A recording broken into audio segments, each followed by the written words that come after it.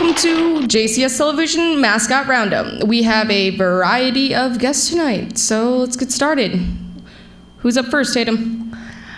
Our first guests are members of the Washington High School Vocal Music Department, which is under the direction of Mr. Ken Cooper. Along with their recent fall concert, we'll find out about the program and upcoming events. Okay.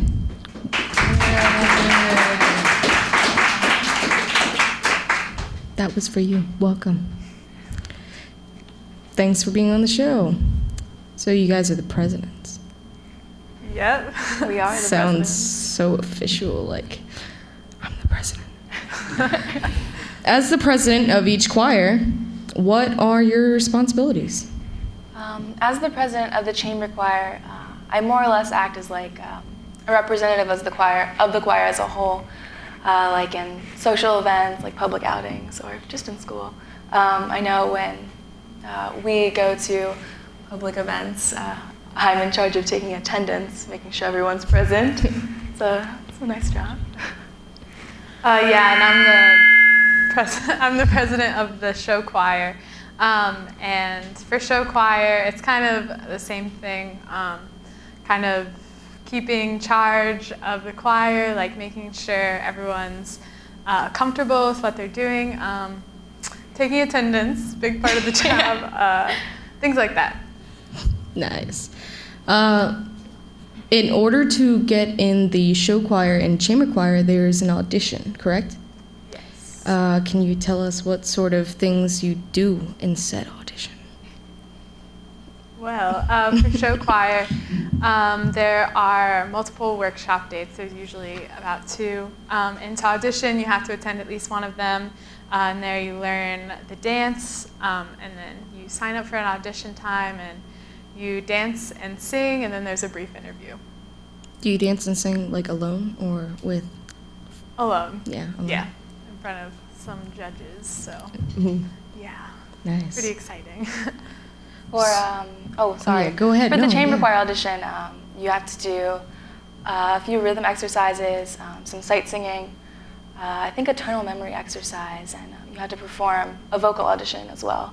And that's all like public, so people can like come and watch. So you have the whole atmosphere of, yeah, I'm performing. This is what it feels like. It's like showtime. Watch me sing. So how long have you guys been singing in choir, and what kind of commitment is like required for each choir? I've been in chamber choir. This is my 4th year. And it's a lot of fun. We do, sometimes we have some after-school practices, but more or less the stuff that we stay after school for is the All-State, which is open for the chamber choir students, and those are usually the after-school practices. Well, I've been in show choir for 4 years and chamber choir for 3 years. For show choir, it's a pretty big commitment. We have class every day, and we also have a lot of after-school rehearsals. It's usually every Thursday from 3 to 5, but when we get closer to a performance, it might be a few times a week and sometimes Saturday practices. But it's a big commitment, but it's definitely worth it. So is show choir the one that does dancing as well? Yes. So you're one of the dance captains. Yeah, that's the word. Yeah. Okay, what exactly does a dance captain do? Well, there are 2 dance captains. I'm one of them. And so when the choreographer is not there and we're running through dances, we usually run rehearsals and help like clean the movement. We basically do all the cleaning. And sometimes we have to choreograph some of the songs. So. Choreography, is that tough? It can be, but sometimes I just really enjoy it. It can be challenging, but it's a lot of fun. So. What the hey? Let's add some jazz hands. Yeah, let's do that. Put your foot there and there. There, you got it. I think you could. Yeah, I can totally do this. Yes. Good. I'm doing it. I'm gonna choreograph one of you guys' dances. I'm just gonna be All jazz hands. all of it. Never stop. So I heard that both of the chamber and show choirs placed first at the Martinsburg competition last spring. And didn't the chamber choir win some overall awards? We did, yeah. The chamber choir got first in their division, and they also got the grand champion award, which was like the overall. So that was really cool. Got a big trophy. Pretty large, pretty sizable, so that's good. Can you tell our audience what that experience was like for all of you guys that were involved? It was really rewarding. Like we work really hard all year. We do a lot of challenging music, so it was a great feeling to have all that pay off. Yeah, for the chamber choir, I actually wasn't able to be at the awards themselves because I had to go and get ready for show choir, and someone came in the room and told me that we won and we got grand champions, and I didn't believe them at first because there were so many amazing choirs there.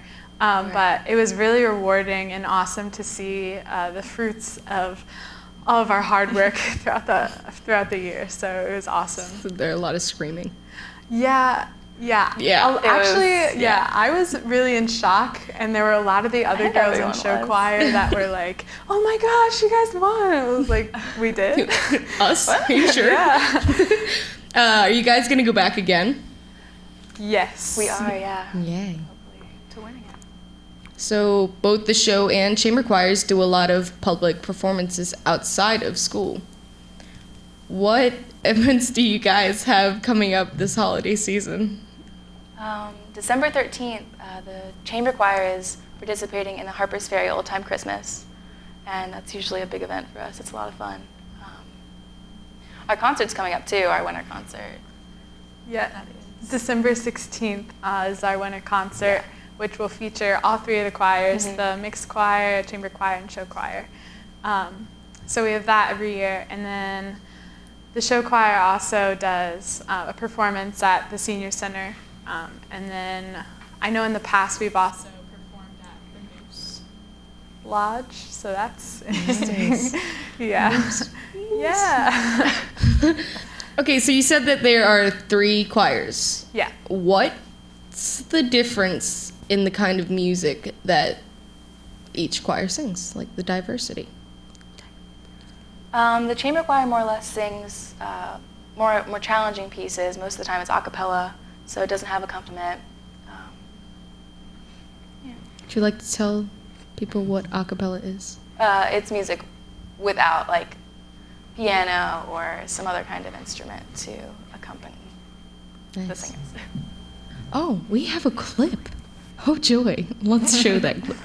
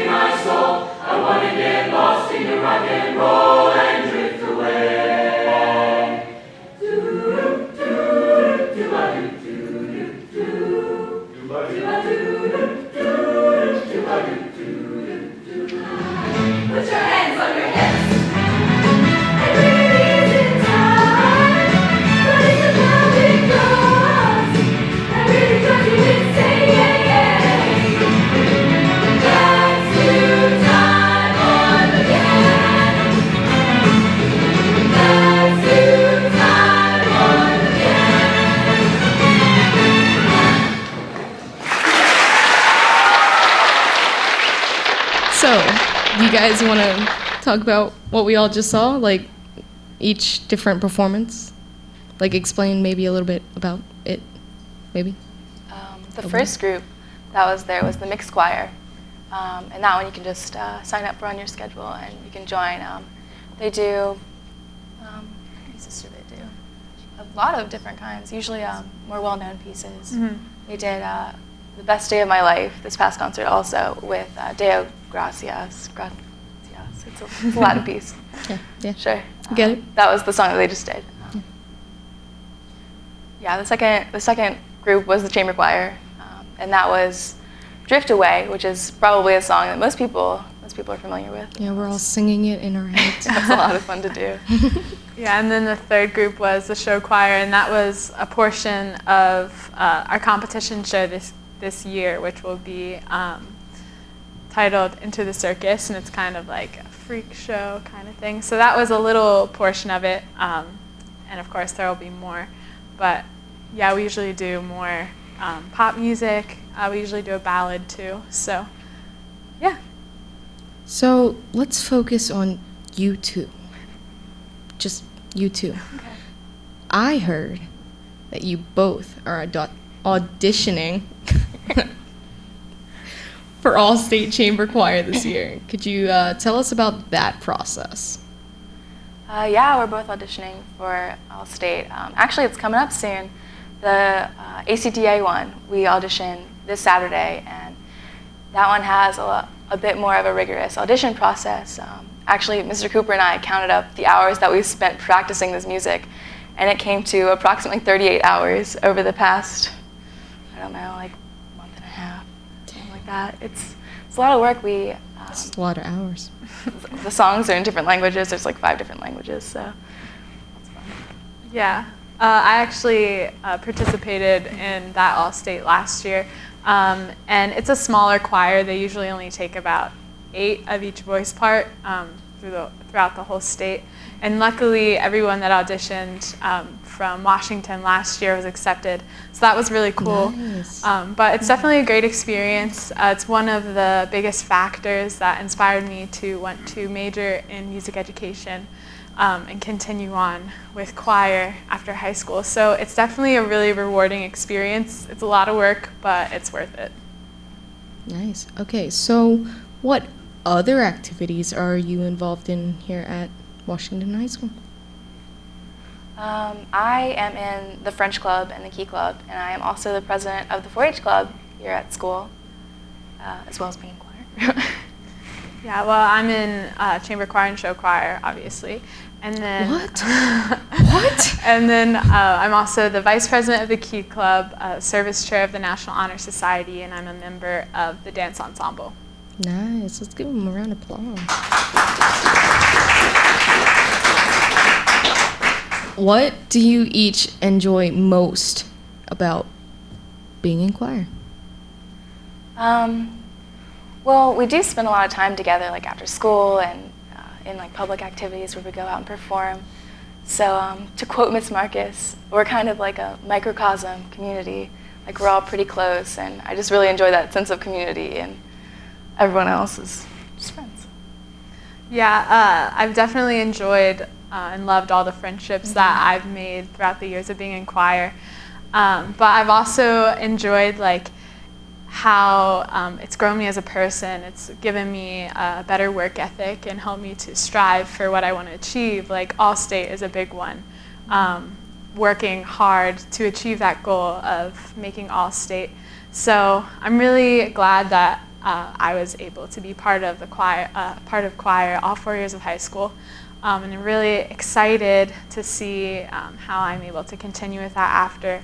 And definitely want to give a huge thanks to Mr. Cooper. Yeah, he's an excellent teacher, and has taught us a lot, and is always willing to take time out of his schedule a lot of time to work with us. So, really appreciate that. Ditto.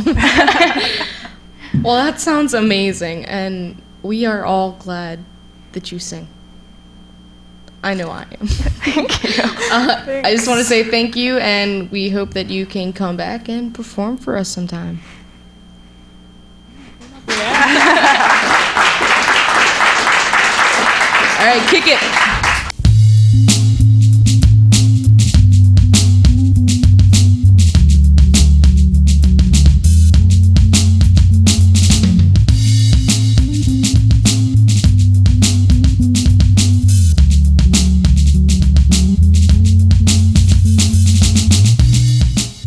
My new mom and I have a lot in common.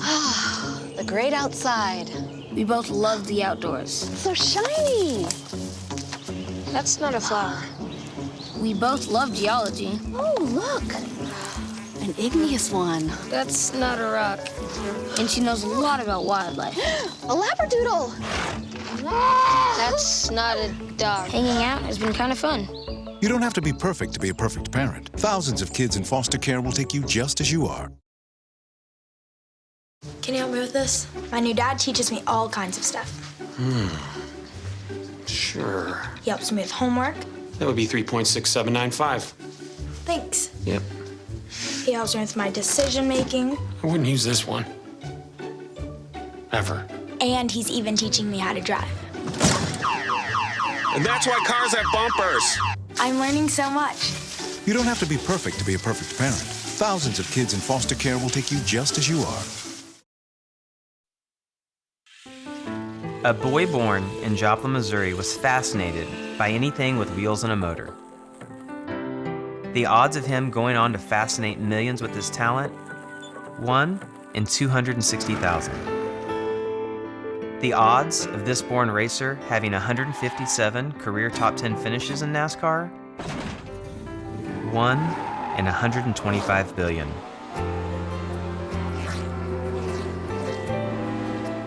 The odds of him winning both the Daytona 500 and the Brickyard 400 in the same year? 1 in 195 million.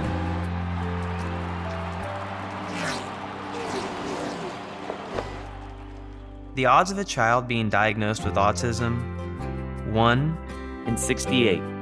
I'm NASCAR driver Jamie McMurray, and my niece has autism. Learn more at autismspeaks.org/signs.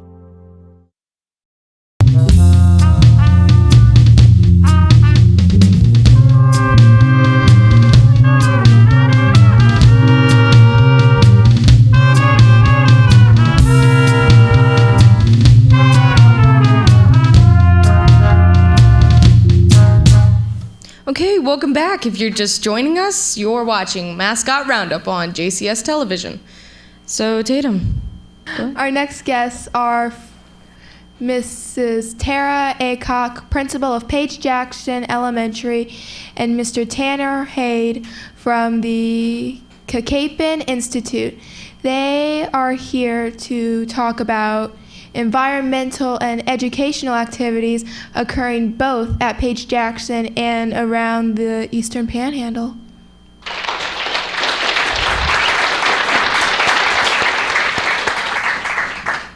So, welcome to Mascot Roundup, guys. Thanks for having us. Thank you. So, Miss Aycock, before we talk about the community project, tell us about the trail and wetland that was constructed a few years ago at Page Jackson. Okay. A few years ago, I'd say about 4 years ago actually, Dr. Cucuzella, who's a local doctor here, came to me and started inspiring this huge dream of walking trails and getting the kids out and doing more exercise and things like that. And from there, I wrote several grants to be able to afford putting in a walking trail and wetlands and a deck, to kind of look into the wetlands, sort of a science observatory type of thing. The trail is kind of surrounds that sort of, and it also goes like around the whole school, around the back of the building. It's almost 2 miles long if you walked the entire thing. Took a lot of community effort, a lot of community funding, and hard work. Nice, that's great. There was a walking or running program started at the Page Jackson Elementary School about the time of the trail. Who spearheaded that? Several of the teachers, particularly Mr. J. Earl and Miss Jessica Tibergen, they started our group called the Trailblazers. Initially, we had about 150 people, kids and parents, a good mixed group that would meet once a week, walk or run the trail or do different activities along the trail. It was a huge kind of group. They also established, like during their recess, they could earn the little foot charms, like go in their tennis shoes. They could earn those by walking another mile or half a mile or something like that. And the kids have really gotten into it. It's really taken off. It's more of, it's not a new idea anymore. It's more of, okay, this is just the way we do things at Paige Jackson now. And the kids really enjoy it. They really have taken off. It's like taking the classroom, outside of the building. You're not in this box anymore. You can be outside and you can still be learning and you can still enjoy learning. Learning is fun. It makes it easier to teach when you can get them out doing things they enjoy. Yeah, it's a new sense of freedom. Mm-hmm. Mm-hmm. You have a lot of activities happening at Paige Jackson right now, don't you? Yes. It's the school's 39th anniversary. Right, that's this week. The school was built back in 1976, and the name Paige and Jackson are actually the last names of two prominent black men from the area. Paige was actually the principal, and then Jackson was the assistant principal. Initially, it was the names for the high school, and then which was, I think, the board office, and then it was Wright Denny, and it's been a couple different places. And now there's no Paige Jackson High School, but there's a Paige Jackson Elementary. And that building was established, like I said, in 1976. And these two gentlemen were the principal and assistant principal, or administrative principal, whatever they called it back then. So we're very proud of that. For 39 years, the building still looks really good, I think. And we're gearing up, to do a big celebration next year for our 40th. So we're excited about that. This might sound weird, but what can you tell us about purple hair?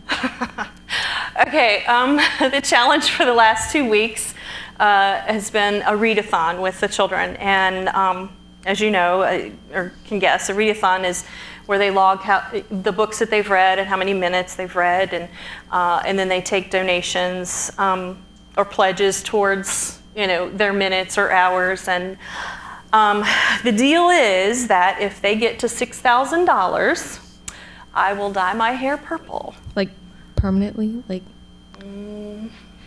That was never stated. Or is it going to wash out within 2 days? I'm thinking come on. Totally commit, the like couple day thing, and we'll see how that. Make this a couple month kind of thing. Really light. It might stick for a long time. Couple months sounds great. Because, it just gets the kids excited. They're really excited, and right now we're at $4,973. So we're just like. We have till Monday. You're gonna buy that dye? You should probably. I figured I'd look for it this weekend. Yeah, you should probably buy that I dye. think they'll do it. Yeah, you should buy that dye. Yeah. What else is coming up soon at your school? Do you have any reminders for parents that may be watching? Sure. Now that the school year has kind of been established and the kids are rolling in, they're in their routines and things, we're ready to welcome parents in for lunch. And we've established a schedule. Parents can come visit for lunch. And if you check the website, there's a link there with the schedule where parents can come visit for lunch. At the K-2 age, that's really kind of an important sort of experience. The kids like to kind of show off their cafeteria, and things like that. It's still a fun thing. I eat food here every day, Mom. Every day. This place is so cool. Yeah, so we want parents to come see the Panda Cafe and enjoy lunch with the kids. Nice. Okay, so the community program has a motto of build communities from the roots up. Can you first give us an introduction of the Capon Institute? Sure. The Cacapon Institute, we're a small nonprofit on the other side of Berkeley Springs in a town called Great Cacapon. The town is where the Cacapon River flows into the Potomac River. We're a staff of 4. We're a small group with a big impact, both here in the Eastern Panhandle, as well as all the way throughout the Potomac watershed. What I do as the urban watershed forester for Cacapon Institute is I assess tree canopies throughout the Panhandle, And then I work with groups like Mrs. Aycock and her school to plant trees and bring trees back into our community areas through the West Virginia Project Community Tree Program. What we do through the program, the motto, like you said, is building communities from the roots up. So what we do is every spring and fall, we offer free trees to any community groups like schools or parks or churches so that they can work with their community and build your community at your school. And I think it was very successful Absolutely. at Paige Jackson. In addition to planting 24 trees throughout your all's comprehensive walking trail, we also set a record with the highest number of parent volunteers to come. We had about 30 parent volunteers come out over the course of 2 days. I think it was close to 250 students that worked with us over those 2 days. And not only did we plant the trees with the students, but a week before that we worked with all of those 250 students doing education leading up to the project. Because for us at Capon Institute, it's not just what we do and what we can get the students to be involved with, but it's the education that's just as important. What we're trying to do is create future environmental stewards through this program, and again, we were very successful with that. The kids absolutely enjoyed it. They, both parts equally. Having Tanner and his group come into the classroom, do the educational part, and getting outside, putting their hands in the dirt, pushing the mulch in, and putting the tree in the ground, and being part of all of that. And I have to compliment Tanner and his group for educating the children and the way that you taught them. I think they really got a lot out of it. It was a very good experience for them.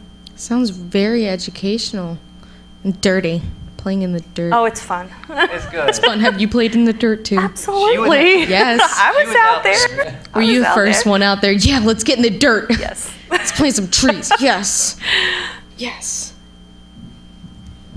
So, you said 24 trees? 24 trees, yeah. This season in total, we planted 292 trees all throughout the Eastern Panhandle. And for schools, it's what's considered the RESA 8 service area. It's from Jefferson County all the way down to Pendleton County. It's the 8 counties of the Eastern Panhandle.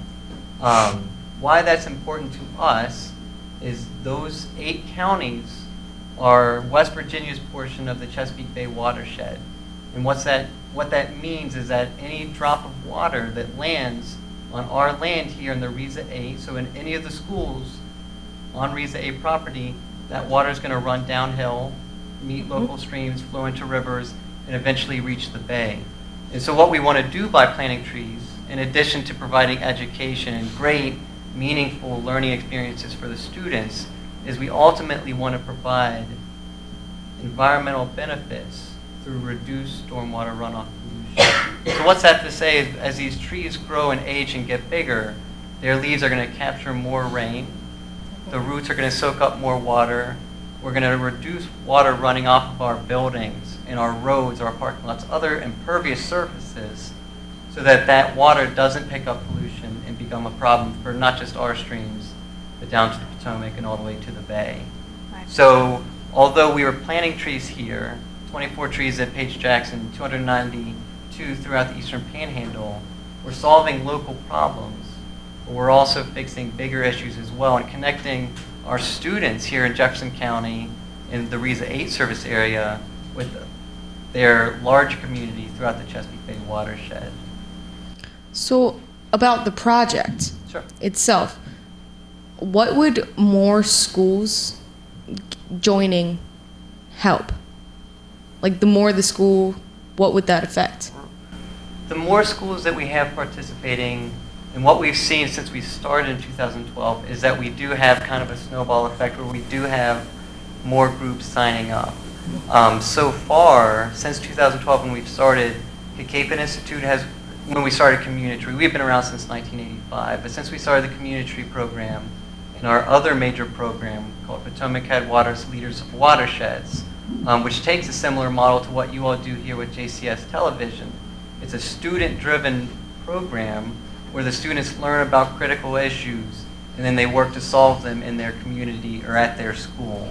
And what we found since 2012 is 14, the 18 schools here in Jefferson County have participated either in the community program or in our flow program, or both.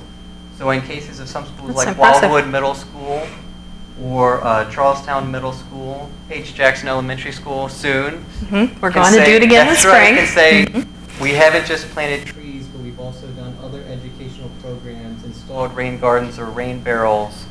We've created a wildlife and butterfly garden. All of these great things, and then eventually, what Jefferson County will have the benefit of these schools participating is that every single student in Jefferson County, when they're in their 20s or 30s or 40s or 50s, they can come back to these schools and say to their children, look what we did. This is still here. Look at the legacy I left.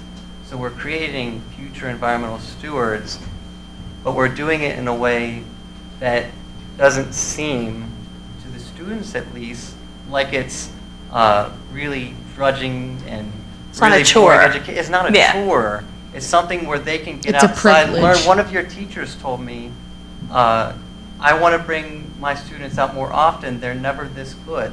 So that's interesting. If you take students into this really high energy, high activity level, but they're listening better than they ever have and behaving better, that's pretty meaningful.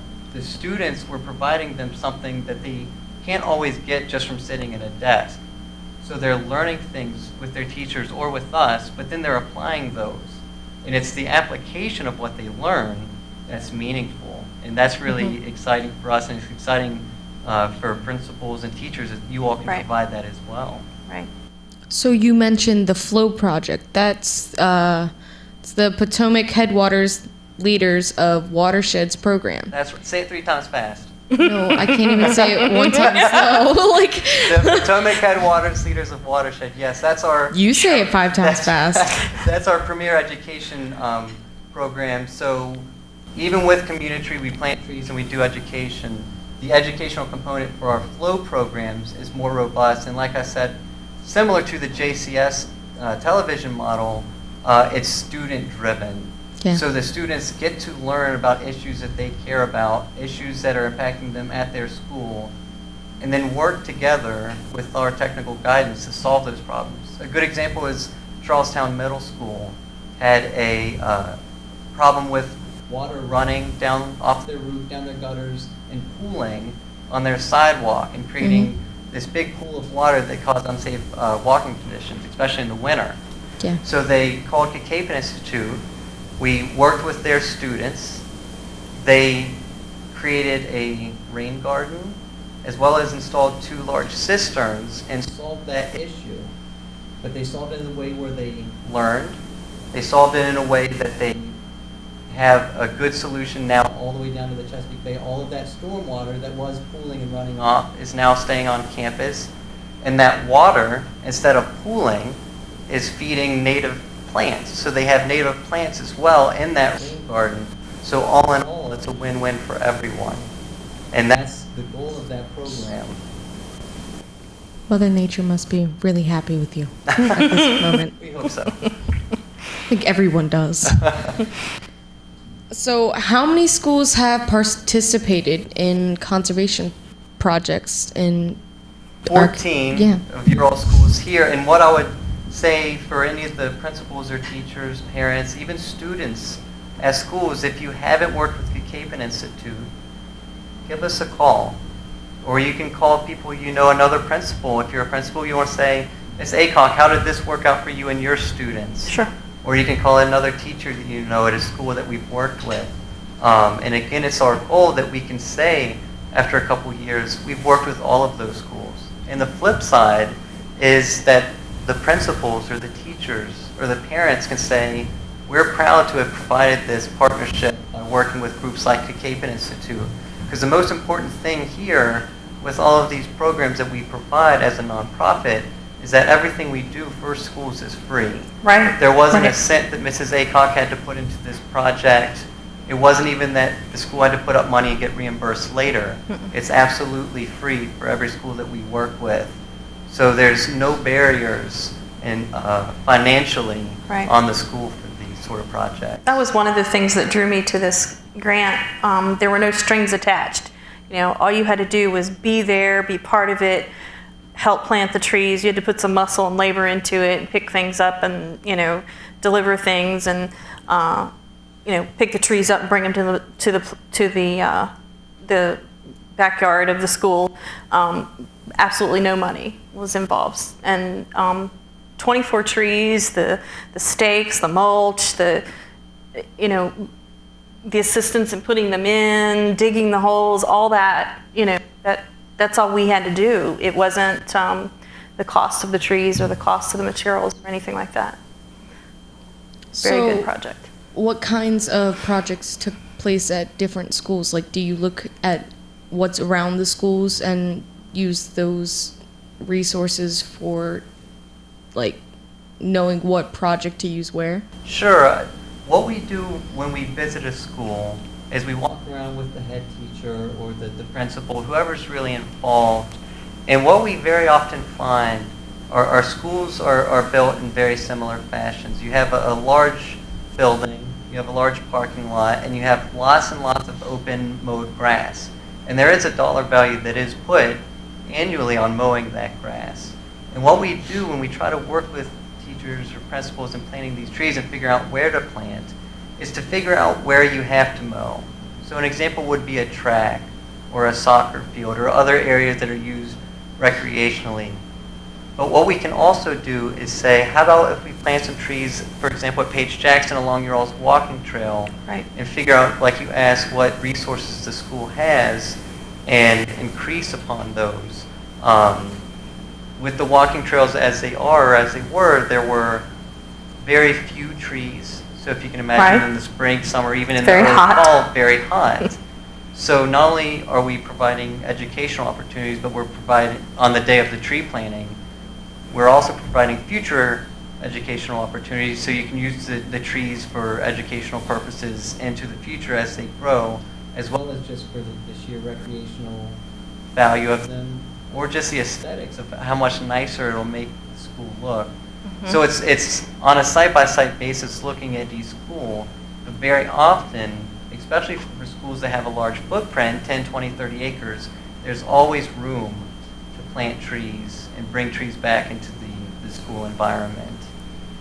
So say a student wanted to be more involved in these projects, or maybe during their summer, how would they, like, figure out how to do that? Like, well, in the spring and the fall, we have projects every week and almost every weekend. So one way to get involved or to stay involved is to visit our website, cacaponinstitute.org, and look at our calendar of events. If a student is really so inclined, which we have had before, students put in applications, they would talk to their principal, talk to their teacher, and say, this is something that I want. And then that's something that the teacher and principal can facilitate. And in terms of staying involved in the summer, the way we keep our students involved throughout the year is that we have them join us for 1 week every summer in what's called Stream Scholars Summer Camp. Mm-hmm. So it's for 6th through 8th grade students, so in the middle school range. We take them all throughout the Chesapeake Bay watershed over 5 days. So our plan for this year, July 18th through the 22nd, we're doing 2 days of stream sampling in the Potomac Headwaters here in West Virginia. We're doing a day in Washington, D.C. with a personal private tour of the U.S. Capitol, and then 2 days of camping on the Chesapeake Bay in Westmoreland State Park. Wow. So we're exemplifying Capon Institute's mission statement of traveling from the Cacapon to the Potomac to the Chesapeake Bay and learning about protecting rivers and watersheds. And so it's a very fun, very engaging opportunity, and the registration for that is open right now. And until December 4th, we have early registration that also comes with a bonus holiday gift pack. For parents or grandparents, teachers that want to register a student, they can do so already, and I hope to encourage any of your all's listeners to do so that bright student that really does want to take the initiative and stay involved throughout the year can join us for that great week this summer. That sounds like an amazing opportunity. Yeah. Thank you both for coming on the show. Sure. Hopefully we can hear from the Capon Institute and have you and some breed-a-thon winners with all purple hair. And our on hair the might show. be purple. Yeah. Right. We're going to make sure it. we will be glad dye to it. come If back, it's not, yes. we will dye it before the show. It'll happen. All right. Thanks Thank for you. having me. Thank you.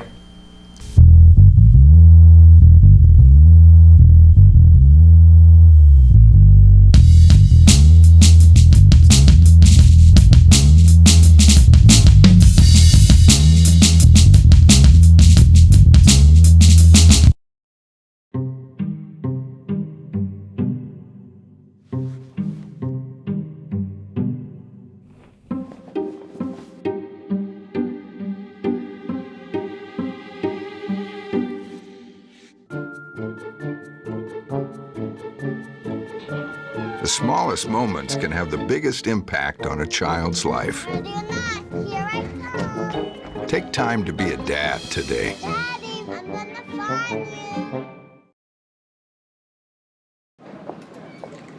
Hi, may I please have an application? Thank you.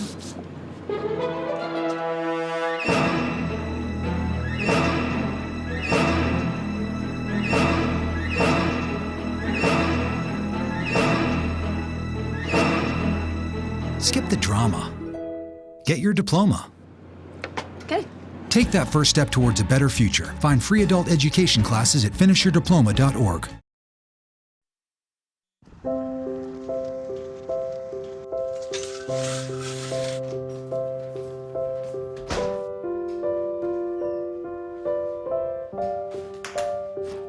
I like to eat apples and bananas. I want to eat apples and bananas. I need to eat apples and bananas. Why can't I eat apples and bananas?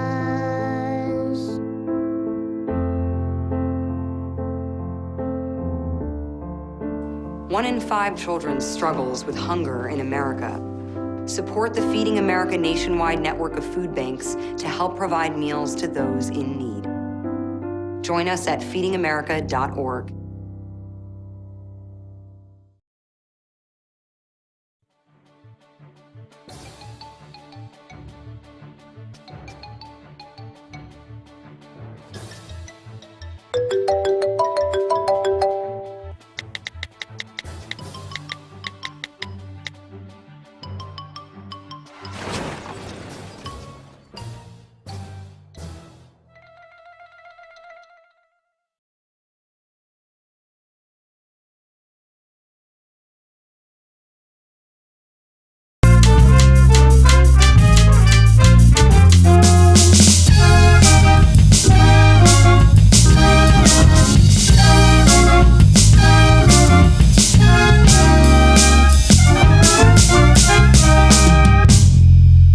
Welcome back. If you're just joining us, you're watching Mascot Roundup on JCS Television.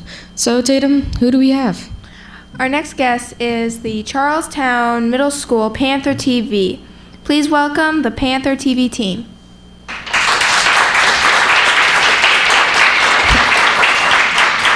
So, welcome. You're on Mascot Roundup.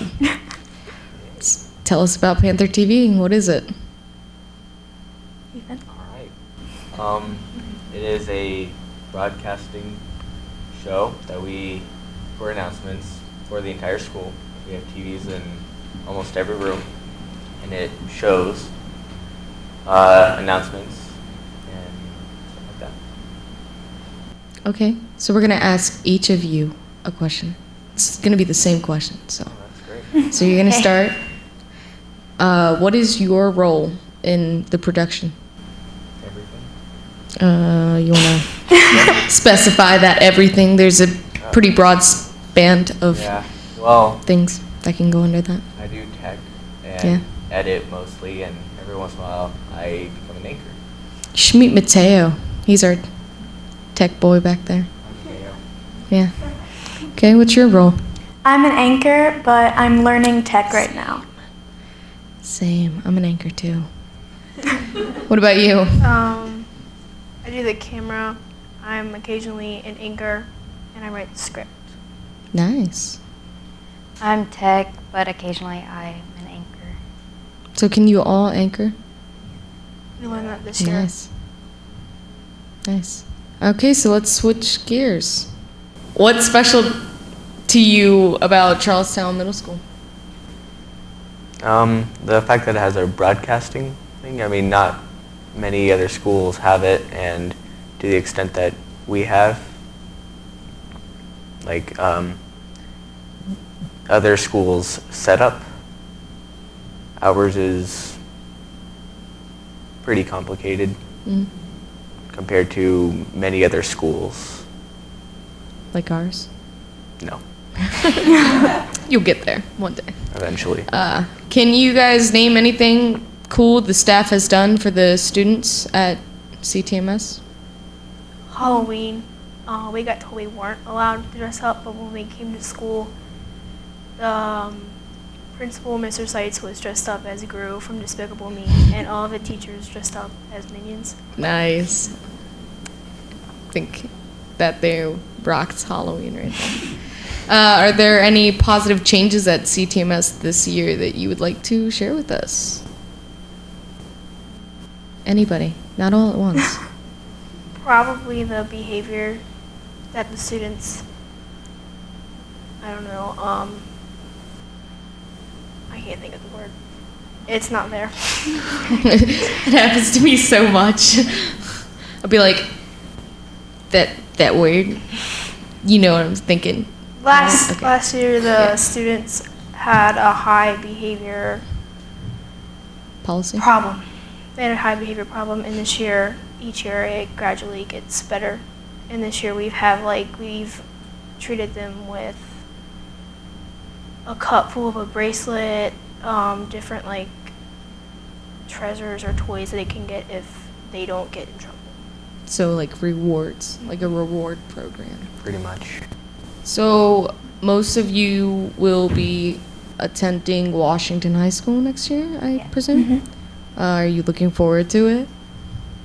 Yeah. I'm scared too. You guys gonna try and be here with us next year on the on our television? Maybe learn it. Yeah. Maybe. I mean, it's not that difficult. Well, it looks difficult. Looks can be deceiving. Not always. True. Are there any other classes other than this one that you're looking forward to taking next year, like band? I'm in band, yeah. Yeah. What do you play? Play the trumpet. Yeah. I'm learning the bass guitar too, so Nice. but not in band yet. So Yeah. Anybody else? Any classes? Dance? I'm doing dance. Dance? Nice. Dance? Anybody? I don't dance or sing. Math? I take honors language and reading. So you're looking forward to it? Yeah. You? Pretty quiet over there. What are your interests? I don't know. Real complicated. I'm over gonna try out for the cheer squad. Nice. I like our cheerleaders. One last question for each of you. Where do you see yourself in 5 years? Is that 2020? 5 years? Yeah. 5 years? Wait, graduating, Ethan. yeah, graduating high school. Nice. Yeah, it'll be great. College. And college. Applying for college. Nice. You? Same? Well, I'll be graduating, but Let's think outside graduation box. Looking for a job. Definitely a job. Job. Applying for college. What do you guys want to major? I have no idea. I have no clue. Same. Yeah. And I graduate next year. What? Okay. Thank you guys for being on the show. Yeah, it's great. We haven't run out of time, but we are out of guests. So let's say thank you to all of the guests that we've had, our staff back here. our audience and our band, Tatum. And I guess let's hit it, Joni.